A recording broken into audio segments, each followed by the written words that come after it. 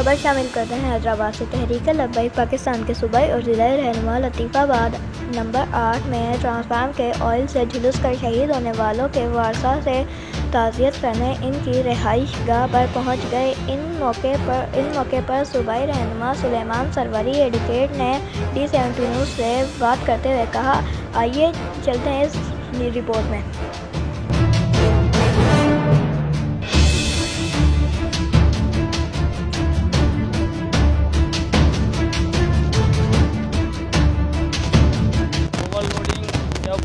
हैदराबाद में 50 साल पुराना निज़ाम चलेगा, वही पुराने चलेंगे, मरम्मत की आवाम से पैसे लेके जदीद सिस्टम नहीं लाया जाएगा।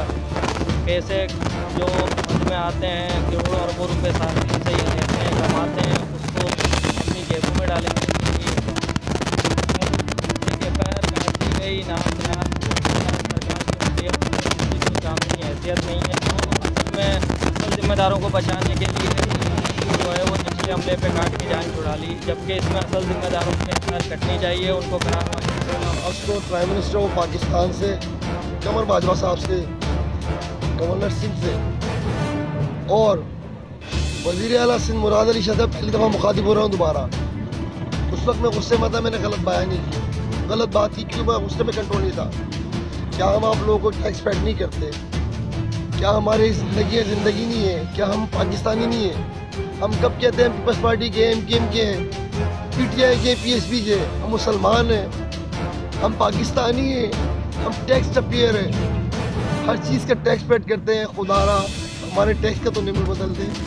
पाकिस्तान की तरफ से इस वाक़े की शदीद मज़म्मत करते हैं और शर्म की बात यह है कि एसको चीफ ने अपनी ज़िम्मेदारी कबूल करने और इस्तीफ़ा देने के बदले ये बयान दिया कि ये ओवरलोडिंग की वजह से हुआ है। ओवरलोडिंग क्यों हो रही है हैदराबाद में? आप जितने सार्फिन हैं यहाँ से करोड़ों अरबों रुपए कमाते हैं, तो उस हिसाब से ट्रांसफार्मर्स भी मुहैया किए जाएँ। पोसीदा ट्रांसफार्मर इलाकों में लगाए गए हैं, जदीद सिस्टम आ चुका है, कराची में जदीद ट्रांसफार्मर हैं, लेकिन यहाँ वही पोसीदा 50 साल पुराने ट्रांसफार्मरों को मरम्मत करके और वो चंदा लोगों से लेके प्राइवेटली मरम्मत करके लगा दिया जाता है, जो कि बाज़ारों गलियों में नस बमों की तरह हैं और आहिस्ता आहिस्ता फट रहे हैं और उससे आवाम की जानें ज़ाया हो रही हैं। तो लिहाजा मेरा मुतालबा है कि 5-7 लाख रुपए किसी जान की कीमत नहीं है। इसमें जो हेस्को अफसरान हैं, जो असल ज़िम्मेदार हैं, उनके ख़िलाफ़ मुकदमात दर्ज हों, उनको करार वाक़ई सज़ा मिले ताकि आइंदा इबरत का निशान बने और ऐसे वाक़यात ना हो।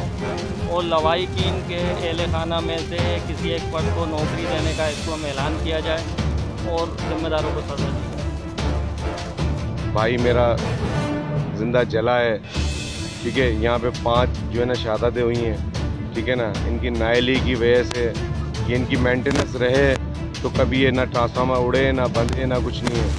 त्योहार का दिन था, ईद का दिन था, अब घर में जो कोहराम मचा हुआ है ना, ये तो बंदा जानता है, अल्लाह जानता है कि यार जिसके घर में जनाजा उठा है ना, जिस तरह उस डेड बॉडी की हालत थी ना, वो बस घर वाले ही बता सकता है कि उसके दिल पे क्या मामला है।